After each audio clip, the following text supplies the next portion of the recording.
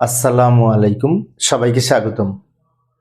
ICT বিষয়ের এই যে ডিজিটাল ডিভাইস অর্থাৎ লজিক গেট সম্পর্কিত দিনাজপুর বোর্ড 2025 সালে যে প্রশ্নটি এসেছিল, এই প্রশ্নটির সঠিক সমাধানের চেষ্টা করব। তো আজকের প্রশ্নে একটা গুরুত্বপূর্ণ উত্তর আজকে সমাধান করব, সেটি হচ্ছে দুইটি হাফ অ্যাডার দ্বারা একটা ফুল অ্যাডার কিভাবে বাস্তবায়ন করা যায়। এই প্রশ্নটি অনেক শিক্ষার্থীর কাছে কঠিন মনে হয়েছে, তাই আমাকে অনুরোধ করেছে ক্লাসটি নেওয়ার জন্য। আলোচনায় আছি আমি মোহাম্মদ সিরাজুল ইসলাম। চলো শুরু করা যাক। প্রথমে প্রশ্নটা দেখে নিই। প্রশ্নটা এই যেখানে আমি উপস্থাপন করলাম। আচ্ছা, এখানে দুইটা উদ্দীপকের দুইটা চিত্র দেওয়া আছে। এখানে একটি সমীকরণ আছে চিত্র 1, আর চিত্র 2 এ একটা লজিক সার্কিটের ডায়াগ্রাম দেওয়া আছে। এটা ইনপুট আর এই যে ইনপুট, এর এই দুটো আউটপুট। তাহলে দুইটা ইনপুট দুইটা আউটপুট। এটা কিন্তু হাফ অ্যাডারের ব্লক ডায়াগ্রাম। হাফ অ্যাডারে দুইটা ইনপুট থাকে, দুইটা আউটপুট থাকে, তাই না?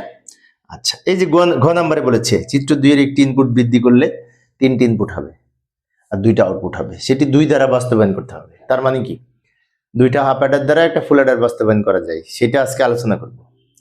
তো শেষে আলোচনা করব ঘ নাম্বারটা। আমি ক থেকে লেখা শুরু করব। ক নাম্বারে কাউন্টার কি আগে লিখব।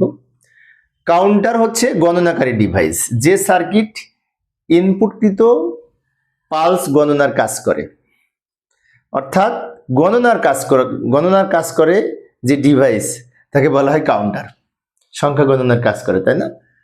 আচ্ছা, এটি প্রকৃতপক্ষে একটি সিকোয়েন্সিয়াল সার্কিট, যা কতগুলো ফ্লিপ ফ্লপ এবং লজিক গেটের সমন্বয়ে গঠিত। তো এইটুকু লিখলেই হবে ক নাম্বারের জন্য কাউন্টার কি।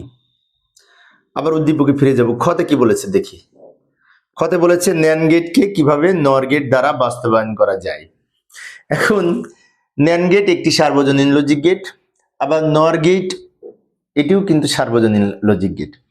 বলছে ন্যান্ড গেটকে নর দ্বারা বাস্তবায়ন, মানে একটা সার্বজনীন লজিক গেটকে আর একটা সার্বজনীন লজিক গেট দ্বারা বাস্তবায়ন করতে হবে, তাই না? কিভাবে করা যায়? হ্যাঁ যায়, আমরা সেটা আলোচনা করব। কারণ ন্যান্ড গেট এবং নর গেট দ্বারা যে কোনো লজিক গেট বাস্তবায়ন করা যায়। উত্তর খ, নর গেট দ্বারা ন্যান্ড গেট বাস্তবায়ন দেখানো হলো। দিনাজপুর বোর্ড 25 সালের প্রশ্নে এটি এসেছিল, তাই না? আচ্ছা, ন্যান্ড গেট দ্বারা নর বাস্তবায়ন করার ক্ষেত্রে নর গেট দ্বারা ন্যান্ড বাস্তবায়ন করার ক্ষেত্রে আমরা ন্যান্ড এর সূত্রটা লিখব। ন্যান্ড গেটের সূত্র হচ্ছে এ বি এর উপরে নট। এটা ন্যান্ড গেটের লজিক ফাংশন সমীকরণ। তো এইটাকে আমরা যদি নর দ্বারা বাস্তবায়ন করতে চাই, তাহলে এই যে এই উপরে যে নটটা আছে টোটাল নট, ওটাকে ভেঙে 2 খণ্ড করতে পারি। সেক্ষেত্রে এ নট প্লাস বি নট হবে। এই যে ইন্টুর পরিবর্তে প্লাস হলো, আর উপরের নটটা ভেঙে 2 খণ্ড হলো। এখন অনেক শিক্ষার্থীর মনে হতে পারে কেন ভাঙবো কেন? কারণ নর দ্বারা বাস্তবায়ন করতে হলে নর মানে কি অর এর উপরে নট, প্লাসের উপরে নট থাকা লাগবে। তো ইনটুকে প্লাস করতে হলে এই নটটা ভেঙে 2 খণ্ড করতে হবে। ডি মর্গেনের উপপাদ্য অনুযায়ী আমরা করেছি। এখন এইটা দ্বারা নর গেট আঁকতে পারবো, এটা দ্বারাও নর গেট আঁকতে পারবো, যেহেতু উপরে নট আছে। কিন্তু প্লাসের উপরে তো নট নাই, নট না থাকলে তো নর গেট অঙ্কন করা যাবে না। তাই আমরা একটা কাজ করব, এটা আবার নিচে লিখবো। এটা আবার নিচে লিখে নিলাম। নেয়ার পরে এই যে প্লাসের উপরে 2টা ডাবল নট দিব। কেন ডাবল নট দিব? প্লাসের উপরে আমাদের নট প্রয়োজন হবে, কিন্তু একটা দেয়া যাবে না, দিলে ডাবল দেয়া যাবে। ডাবল নট যে কোনো জায়গায় দেয়া যায়। এইবার এইটা দ্বারা যদি আমরা লজিক সার্কিট অঙ্কন করি, তাহলে কিন্তু সব নর গেট হবে। কিভাবে হবে আমি দেখিয়ে দিচ্ছি, ভালো করে লক্ষ্য করি। এই যে এ একটা ইনপুট, এদিক এই দুইটাই এ, অর্থাৎ এটাও এ একবার এদিক দিয়ে ঘুরে গেছে। এ নট অঙ্কন করব আমরা এইভাবে। লক্ষ্য করি কিভাবে পেলাম। এটাও এ, দুইটা এ যোগ করে একটা এ, এই যে একটা এ, এটাও এ, তাহলে এ প্লাস এ, তার উপরে এই নট, দুইটা এ যোগ করে একটা এ। তার মানে কি এটার আউটপুট এ নট বলতে পারি। দুইটি ইনপুট একই হলে এর আউটপুট নটের কাজ করে। তার মানে কি এ নটকে এইভাবে উপস্থাপন করা যায়, যাকে বলা হয় নট গেটকে নরের মাধ্যমে উপস্থাপন। অনুরূপভাবে বি নটও আমরা অঙ্কন করব। বি সোজা গেছে, একবার এদিক দিয়ে ঘুরে গেছে, এই যে। তাহলে এটাও বি, বি প্লাস বি, এর উপরে এই নট, দুইটা বি যোগ করে একটা বি, তার উপরে নট থেকে গেল। তার মানে এটার আউটপুট বি নট বলতে পারি। এ নট পেলাম, বি নট পেলাম, এবার এ নট আর বি নট যোগ হয়েছে, যোগ করব, যোগ হয়ে তারপরে নট আছে, যোগের জন্য নর গেট, তারপরে নিচের নটটার জন্য এইটা। এখন এই পর্যন্ত আমরা পেয়েছি, এই নিচের নটটা পর্যন্ত, এই যে এটা পেয়েছি, এই পর্যন্ত পেয়েছি। উপরের নটটা কিন্তু বাকি আছে, ডাবল নট আছে না, তো উপরের নটটা কিন্তু বাকি আছে, এখন ওটা অঙ্কন করি নাই। ওইটা আঁকতে হলে এই একটা ইনপুট আবার দুইবার ব্যবহার করে এখানে আরো একটি নর গেট অঙ্কন করব। তাহলে এইখানে যে আউটপুটটা পেলাম এটা ডাবল নট হয়েছে। আটো ব্যাকে যাই, ভালো করে লক্ষ্য করি, এখানে ডাবল নট ছিল, নিচের নট হচ্ছে এইটা, আর উপরের এই নটটা অঙ্কন করতে হলে একই ইনপুট দুইবার ব্যবহার করে আবার একটি নর গেট অঙ্কন করে নিলাম। তাহলে এখানে একটা নট ছিল, আর এর উপরে আর একটা নট পড়ে এর উপরে এই ডাবল নট হয়েছে। এখন এই চিত্র যদি আমরা লক্ষ্য করি সবগুলি কিন্তু নর গেট হয়েছে, এটা নর, কিন্তু আমরা শুরুটা করেছিলাম ন্যান্ড গেট দ্বারা, ন্যান্ড গেট নর গেট দ্বারা বাস্তবায়ন হয়েছে, তাই না?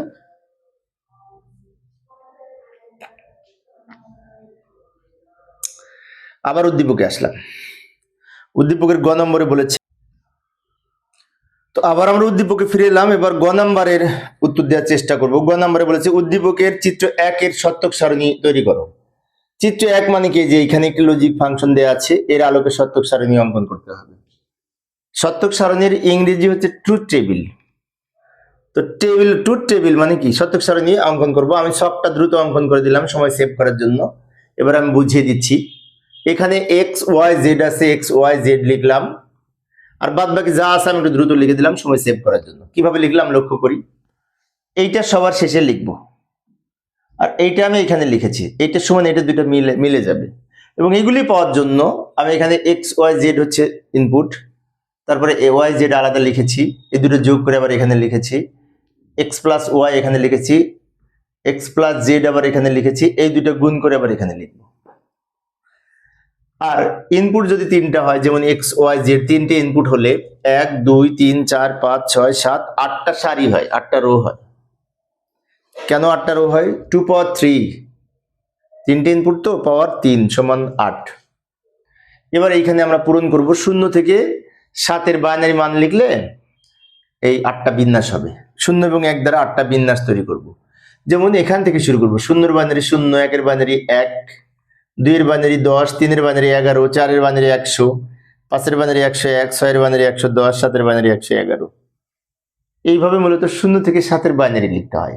আর বাম দিকে যে ফাঁকা ফাঁকা সেলগুলি রয়েছে এগুলো আমরা 0 দ্বারা পূর্ণ করে দিব।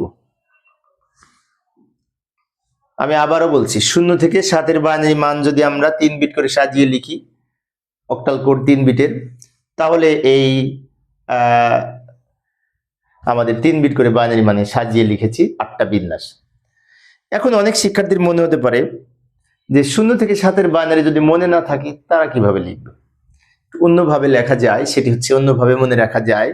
যেমন এদিক থেকে এদিকে যদি আমরা আসি, এই 1 1 এর দ্বিগুণ 2, 2 এর দ্বিগুণ 4। 1 মানে কি, একটা 0 একটা 1, একটা 0 একটা 1, একটা 0 একটা 1, একটা 0 একটা 1। 1 এর দ্বিগুণ 2, 2টা 0 2টা 1, 2টা 0 2টা 1। 2 এর দ্বিগুণ 4, 4টা 0 4টা 1। অর্থাৎ 4টা 0 4টা 1, 2টা 0 2টা 1, একটা 0 একটা 1। এভাবেও আমরা অঙ্কন করতে পারি। এবার ওয়াই জেড মানে কি, এই দুটো গুণ করে লিখবো। 0 আর 0 গুণ করে 0, 0 আর 1 গুণ করে 0, 1 আর 0 গুণ করে 0, 1 আর 1 গুণ করে 1, 1 আর 0 গুণ করে 0, 1 আর 0 গুণ করে 0, 1 আর 1 গুণ করে 1। জাস্ট এই দুই লাইন গুণ করে এখানে লিখেছি। এবার এখানে x plus y z, x হচ্ছে এইটা আর ওয়াই জেড হচ্ছে এইটা, এই দুটো যোগ করে এখানে লিখবো। 0 আর 0 যোগ করে 0, 0 আর 0 যোগ করে 0, 0 আর 0 যোগ করে 0, 0 আর 1 যোগ করে 1, 1 আর 0 যোগ করে 1, 0 1 আর 0 যোগ 1, 1 আর 1 1। এবার এখানে x প্লাস ওয়াই মানে কি, যে এই দুটো যোগ করে লিখবো। 0 0 যোগ করে 0, 0 0 যোগ করে 0, 0 1 যোগ করে 1, 1 0 যোগ করে 1, 1 0 যোগ করে 1, 1 0 যোগ করে 1, 1 1 যোগ করে 1, 1 1 যোগ করে 1। এবার y প্লাস জেড মানে কি, যে এটা y এটা z, এই দুটো যোগ করে এখানে লিখবো। 0 0 যোগ করে 0, 0 আর 1 যোগ করে 1, 1 0 যোগ করে 1, 1 0 1 1 যোগ করে 1, 0 0 যোগ করে 0, 0 1 যোগ করে 1, 1 0 যোগ করে 1, 1 1 যোগ করে 1। এবার এইখানে x প্লাস ওয়াই মানে কি, এই যে x plus y into x plus z, মানে এটা আর এটা গুণ করে এখানে লিখবো। 0 0 গুণ করে 0, 0 1 গুণ করে 0, 1 0 গুণ করে 0, 1 আর 1 গুণ করে 1, 1 আর 1 গুণ করে 1, 1 আর 1 গুণ করে 1, 1 আর 1 গুণ করে 1, 1 আর 1 গুণ করে 1।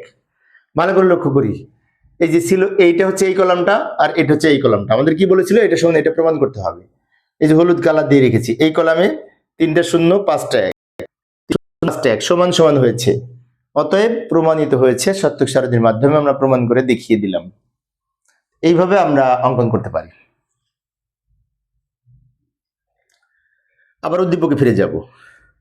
তো এতক্ষণ যে কথাটা আমি প্রথমে বলেছিলাম যে আজকের এই প্রশ্নে একটা খুব গুরুত্বপূর্ণ আলোচনা আছে, সেটি এখন করব।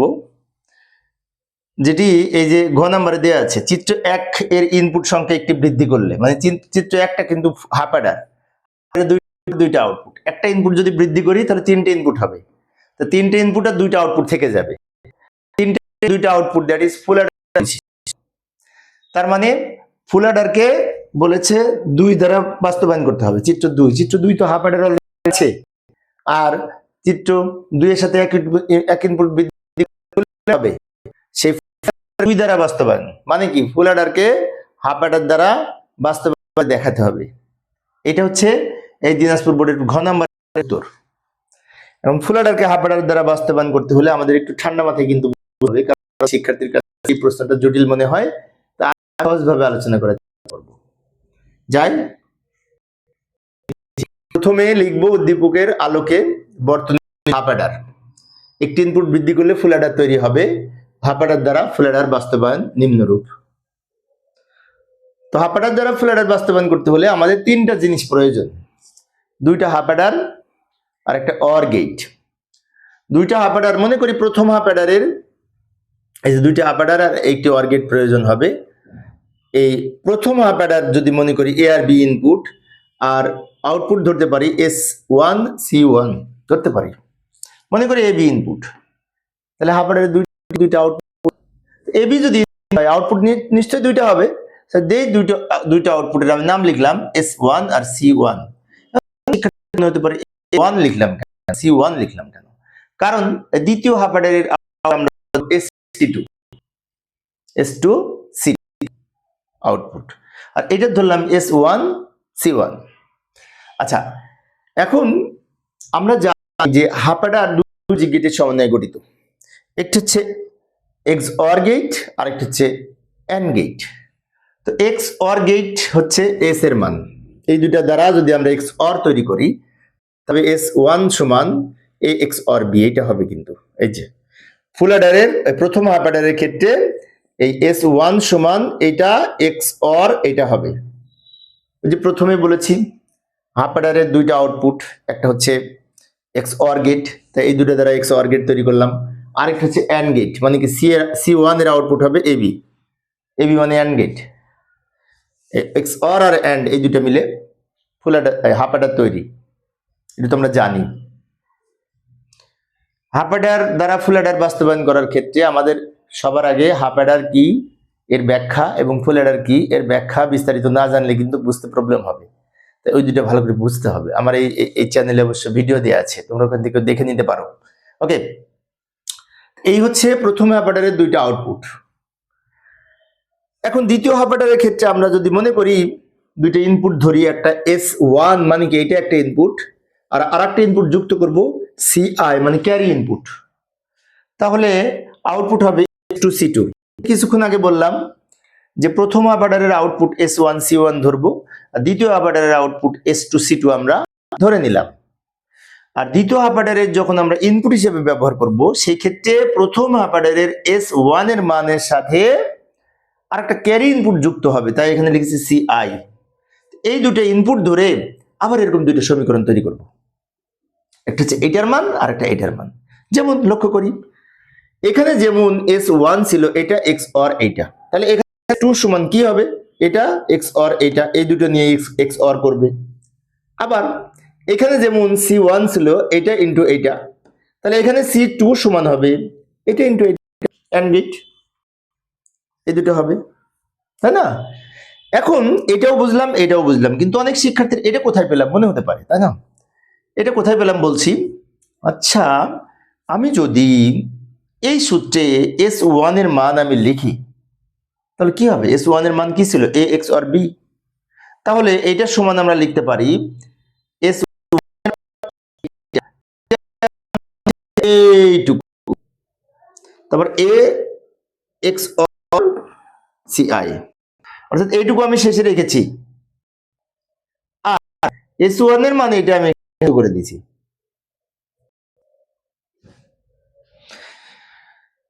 এই পর্যন্ত আমরা।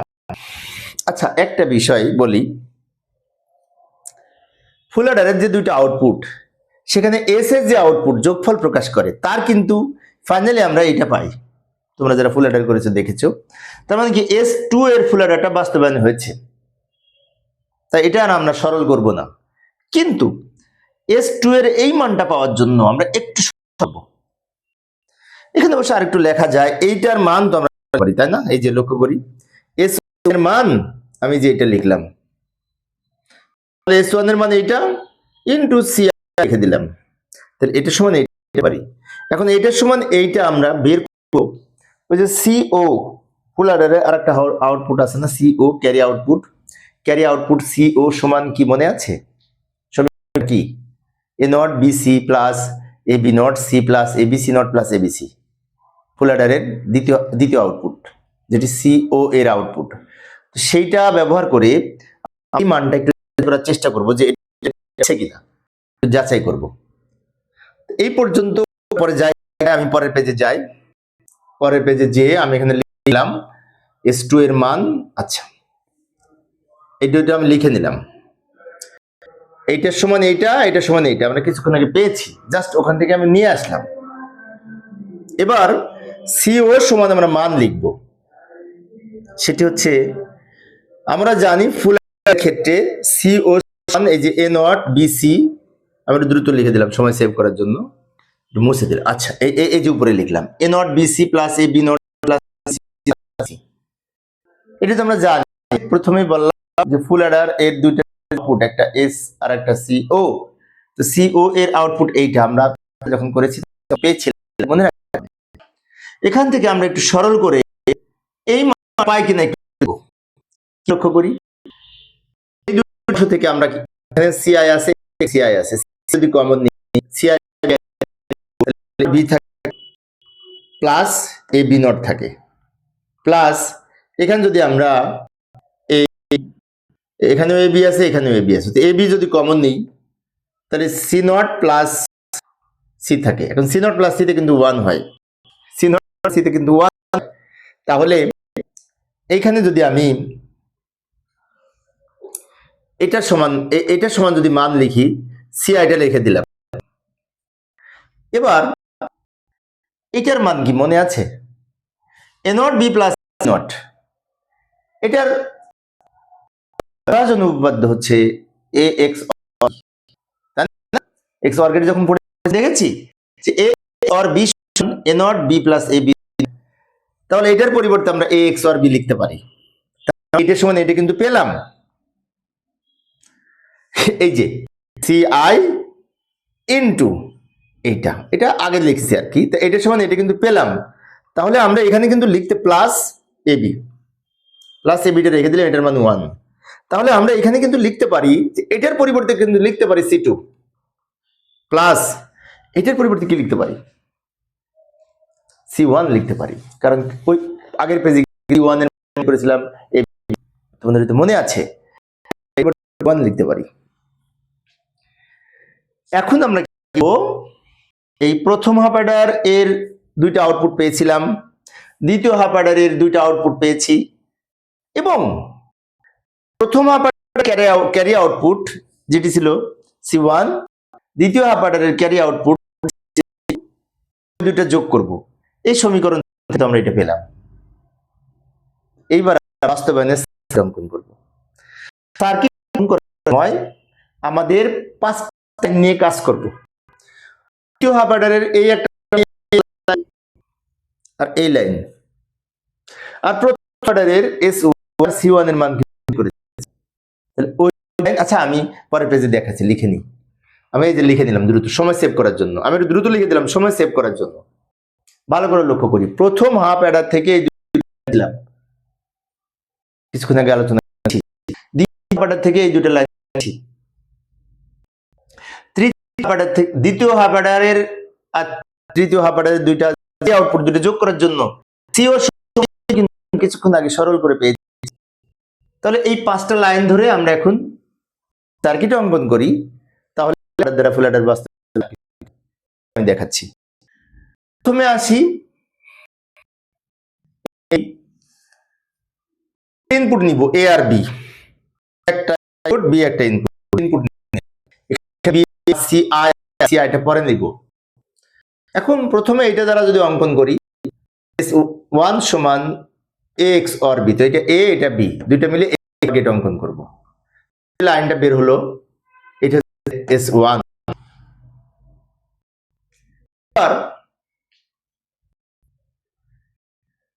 আর বি এই I1 এর মান যোগ গুণ বি গুণ হয়েছে, এন্ড গেট হয়েছে। এই যে লাইনটা এটা লিখতে পারি C1। তাহলে দুইটা আউটপুট, একটা XOR গেট আর এটা AND গেট, দুইটাই এবি ব্যবহার করে করেছি, কারণ দুইটাতেই এবি আছে। এবার হলো এইটা রাখবো, S1 এর সাথে Ci মিলে XOR হবে, S1 হচ্ছে এটা। এবং এই অঙ্কে কিন্তু সি, এখানে কিন্তু Ci নাই। অনেকে বলতে পারে এই যে আছে C1 Ci নামে কোনো নাই, তাই এই জন্য আমরা একটা ক্যারি নিব, একটা ইনপুট নিলাম। এবার এইগুলো অঙ্কন করব। S1 কি হচ্ছে, S1 এর সাথে Ci, এটা আর এটা হচ্ছে S1 আর এইটা হচ্ছে Ci, এই দুটো মিলে অর করেছে, তাই অর গেট এরকম করবে একটা। এটা যে মান হলো এটা S2। তিন লাইন হয়ে গেছে, এখানে আসি। এবার এইখানে আমরা জানি হাফ অ্যাডারের দুইটা আউটপুট, একটা XOR আর এখানেও একটা XOR হলো এন্ড হবে, সেই এন্ড হবে নিয়ে C2। এখন এই দুটো কোনটা কোনটা, S মানে এইটা, Ci এইটা, এই দুটো মিলে আবার গুণ করে এন্ড করব, S1 এটা Ci, দুইটা মিলে আবার গুণ হয়েছে, এখানে একটা এন্ড গেট তৈরি করব, C2 এই2, এই দুইটা মিলে কি করলাম, গুণ করলাম না, এর আউটপুট হবে এইটা S2 S plus C, sorry C plus C1। এখন C2 হচ্ছে এটা, C1 হচ্ছে এইটা, এই দুটো মিলে আবার প্লাস আছে প্লাস, তো অর গেট অঙ্কন করব। এই যে লাইনটা পেলাম। তাহলে এখন S2 এর মান কিন্তু AX আর BX আগে দেখিয়েছি, আর CO সমান আমরা কিন্তু এটা পেয়েছিলাম আগে, ফুল অ্যাডারের CO এর মান ধরে। তার মানে এই এখন এটা দুইটা হাফ অ্যাডার হয়েছে, এখন দুইটা এই একটা হাফ অ্যাডার, এই একটা হাফ অ্যাডার XOR আর AND গেট মিলে, এই একটা হাফ অ্যাডার XOR আর AND গেট মিলে, এবং দুইটা হাফ অ্যাডারের যে ক্যারি আউটপুট ছিল C1, সেই দুটো করার জন্য এই অর গেটটা ব্যবহার করছি। সেজন্য বলেছি প্রথমেই দুইটা হাফ অ্যাডার এবং একটি অর গেটের মাধ্যমে এটা ফুল অ্যাডার বাস্তবায়ন করা যায়। তো প্রিয় শিক্ষার্থী বন্ধুরা, আজকের ক্লাসটি একটু লম্বা হয়ে গেছে, কিন্তু ক্লাসটি খুব গুরুত্বপূর্ণ ছিল। এই প্রশ্নটি অনেকবার এসেছে পরীক্ষায়, তোমরা দেখবে টেস্ট পরীক্ষায় তো তোমরা 10টা অঙ্ক দেখলে দেখবে 3টাতেই এই প্রশ্ন পড়েছে। তো আমি শিক্ষার্থী ক্লাস নেই, তোমার থাকে অনুরোধ করো কি ক্লাস নিতে হবে, চেষ্টা করবো আলোচনা করা। না, আমি একজন সরকারি কলেজে সুস্থ থাকবে এই কামনায়, খোদা হাফেজ।